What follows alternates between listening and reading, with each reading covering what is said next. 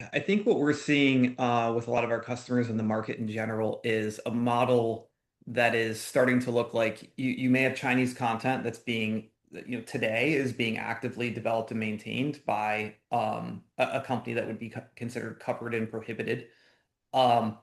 there is a transfer that needs to take place between now and March 17th of 2026,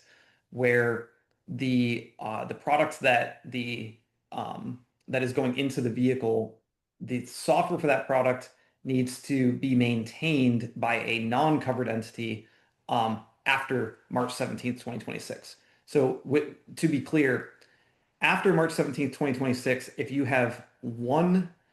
Chinese developer who is in a covered company change one line of code in in a covered product,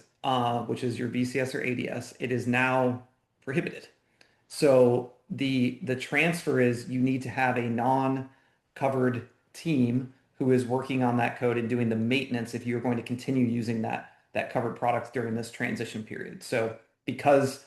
you have longer on the hardware side of things, you may have a VCS hardware system that has Chinese firmware today that is allowed because of the legacy carve out. You can continue using that hardware until 2029 because of the timeline for hardware.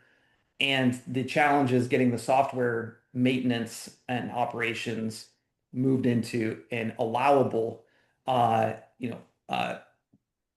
position, which is making sure that it's being done um, by non-Chinese companies or persons under the definition of the rule, which is complicated, but that is a model that is popular right now that a lot of folks are trying to work through.